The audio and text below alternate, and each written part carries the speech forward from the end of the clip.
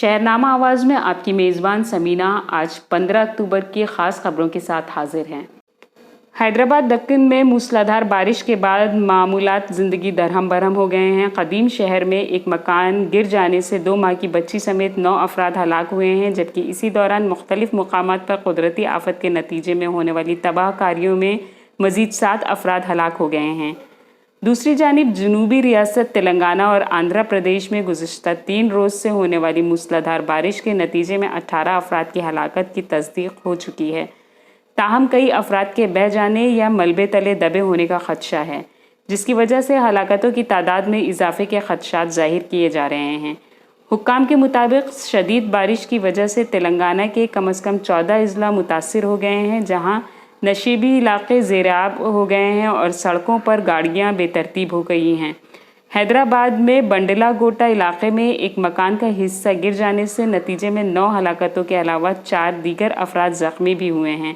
کئی مقامات پر درخت اور بجلی کے کھمبے گر گئے ہیں۔ حیدرآباد کے رکن پارلیمنٹ اسد الدین اویسی نے حکومت سے اپیل کی ہے کہ متاثرہ علاقوں میں فوج تعینات کی جائے۔ اس دوران قدرتی آفت سے نمٹنے والے محکمے کے اہلکاروں کا کہنا ہے کہ غیر معمولی بارش ریکارڈ کی گئی ہے اور محکمہ موسمیات کی جانب سے یہ سلسلہ آئندہ دنوں میں بھی جاری رہنے کی امید ظاہر کی گئی ہے۔ اس دوران شہریوں کو گھروں سے باہر نہ نکلنے کی ہدایت جاری کرتے ہوئے حکام نے مختلف علاقوں میں امدادی ٹیمیں روانہ کر دی ہیں۔ واضح رہے کہ گزشتہ برس بھارت میں بارش کی وجہ سے 2155 افراد ہلاک اور 45 لاپتہ ہو گئے تھے، جبکہ بارش اور سیلاب کے مجموعی طور پر 22 ریاستوں میں 26 لاکھ سے زائد افراد متاثر ہوئے۔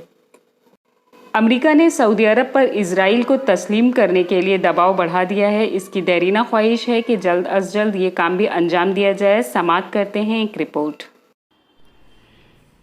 UAE یعنی متحدہ عرب امارات اور بحرین کے بعد امریکی وزیر خارجہ مائک پومپیو نے سعودی عرب پر اسرائیل کو تسلیم کرنے کے لیے دباؤ بڑھانا شروع کر دیا ہے۔ الجزیرہ کے مطابق واشنگٹن میں سعودی وزیر خارجہ فیصل بن فرحان سے ملاقات کے موقع پر مائک پومپیو کا کہنا تھا کہ متحدہ عرب امارات اور بحرین کے اسرائیل سے ہونے والے معاہدوں نے خطے میں امن اور سلامتی کے لیے ہمارے مشترکہ مقاصد کے حصول میں اہم کردار ادا کرے گا۔ امریکی وزیر خارجہ کا کہنا تھا کہ اس پیش رفت خطے کی تیزی سے بدلتی ہوئی صورتحال کی عکاس ہے، جس میں ان ممالک نے خطے میں ایرانی اثر و رسوخ کا مقابلہ کرنے کے لیے علاقائی تعاون کی اہمیت کو سمجھا ہے۔ اسرائیل و متحدہ عرب امارات کے درمیان ہونے والے معاہدے کی کامیابی میں مدد فراہم کرنے پر سعودی عرب کے شکر گزار ہیں اور ہمیں امید ہے کہ سعودی عرب بھی اسرائیل سے تعلقات کی بحالی پر غور کرے گا۔ دوسری جانب امریکی صدر ڈونلڈ ٹرمپ 3 نومبر کو ہونے والے صدارتی انتخابات کی مہم میں عرب ممالک کے اسرائیل سے تعلقات بحال کرانے کو اپنی اہم کامیابی قرار دے رہے ہیں۔ اس سے قبل گزشتہ ماہ ڈونلڈ ٹرمپ نے ایک بیان میں کہا تھا کہ انہیں امید ہے کہ سعودی عرب بھی صحیح وقت پر اسرائیل کو تسلیم کر لے گا۔ امریکہ سعودی عرب کے ساتھ اسلحے کے فروخت کے مضبوط معاہدے کا حامی ہے تاکہ سعودی شہریوں کا تحفظ یقینی بنایا جائے اور امریکیوں کے لیے بھی نئی ملازمتوں کے مواقع فراہم ہوں۔ دنیا کے 2 بڑے لیڈروں کے خلاف قانون اور عوام میں بے چینی کا اضافہ ہو رہا ہے۔ آئیے سنتے ہیں ایک رپورٹ۔ دنیا کے 2 ممالک کے 2 لیڈروں کے خلاف اہم خبریں موصول ہو رہی ہیں۔ ایک کا تعلق آصف علی زرداری سے ہے، جو سابق صدر تھے پاکستان کے، اور ایک کا تعلق اسرائیل کے بنجمن نتنیاہو سے ہے۔ جعلی اکاؤنٹس کیس میں سابق صدر آصف علی زرداری کے وارنٹ گرفتاری جاری کر دیے گئے ہیں۔ ذرائع کے مطابق آصف زرداری کے وارنٹ گرفتاری نیب نے جاری کیے ہیں، جبکہ چیئرمین نیب نے ان کے وارنٹ گرفتاری پر دستخط کر دیے تھے۔ زرداری کے کلفٹن رہائش گاہ منجمد کیے جانے کے خلاف درخواست کی سماعت 29 اکتوبر تک ملتوی کر دی گئی ہے۔ ذرائع کا کہنا ہے کہ جعلی اکاؤنٹس کیس میں آصف علی زرداری نیب کو تفتیش کے لیے مطلوب ہیں۔ دوسری جانب سابق صدر زرداری کی عبوری درخواست سے ضمانت پر سماعت آج ہوگی۔ اسلام آباد ہائی کورٹ کے جسٹس عامر فاروقی کی سربراہی میں 2 رکنی بینچ سماعت کرے گی۔ عدالت نے آصف زرداری کو آج تک عبوری ضمانت دے رکھی ہے، جبکہ سماعت کے لیے عدالت نے آصف زرداری کے وکیل اور نیب کے دلائل طلب کر رکھے ہیں۔ وہیں دنیا کے طاقتور سیاسی لیڈر غاصب صہیونی حکومت کے وزیر اعظم نیتن-یاہو کے خلاف اسرائیل کے مختلف علاقوں میں مظاہروں کا سلسلہ ہنوز جاری ہے۔ مقبوضہ فلسطین کے باشندوں نے سیکیورٹی کے سخت حصار کے باوجود مظاہروں میں شرکت کی اور صہیونی وزیر اعظم نیتن-یاہو کے استعفے کا مطالبہ کیا، اور ڈیموکریسی یا انقلاب اور نیتن-یاہو کے استعفے تک سے چین سے نہیں بیٹھیں گے جیسے نعرے بلند کیے۔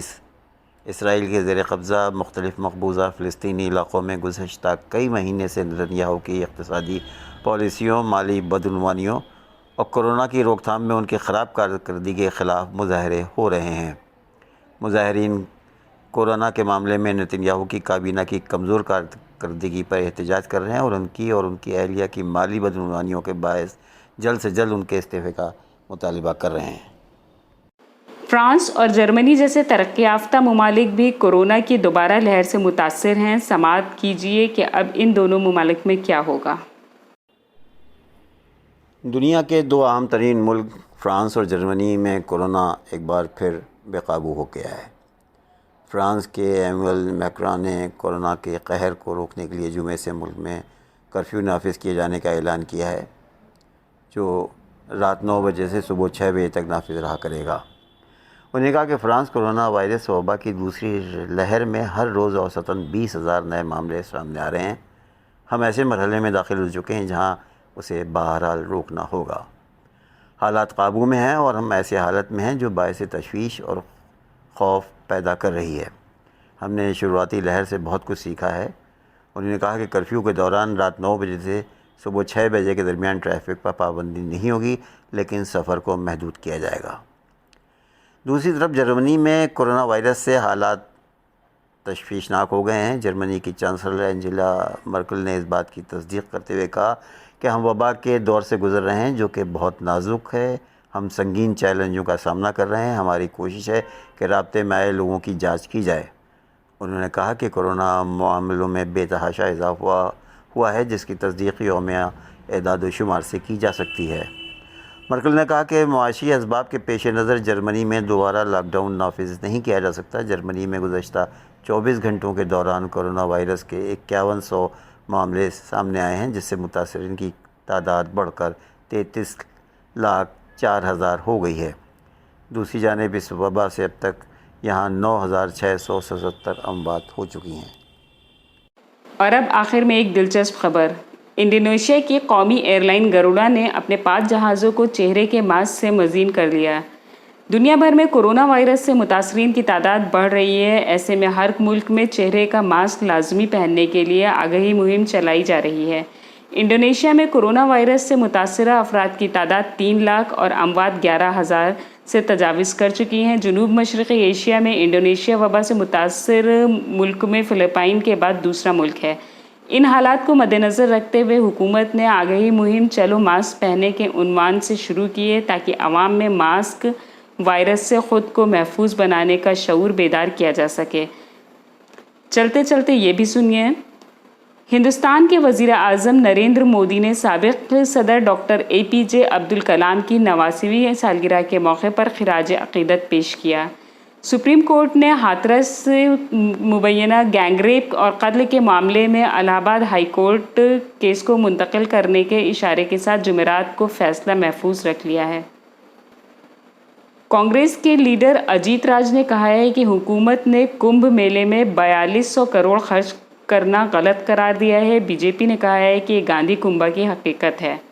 بنگلور پولیس نے اداکار وویک اوبرائے کے ممبئی گھر پر چھاپہ مارا ہے۔ کارروائی ابھی بھی جاری ہے۔ بتایا جا رہا ہے کہ منشیات کے معاملے میں وویک اوبرائے کے بہنوئی آدتیہ کے مبینہ ملوث ہونے کی وجہ سے چھاپے مارے جا رہے ہیں۔ سامعین، آج کی پیشکش میں بس اتنا ہی۔ آپ سے گزارش ہے کہ ہمارے اس پروگرام کو لائک، شیئر اور سبسکرائب کرنا نہ بھولیں۔ ساتھ ہی بیل آئیکن ضرور دبائیں تاکہ اپلوڈ ہونے والی ہر ویڈیو آپ تک فوراً پہنچ سکے۔ بے حد شکریہ۔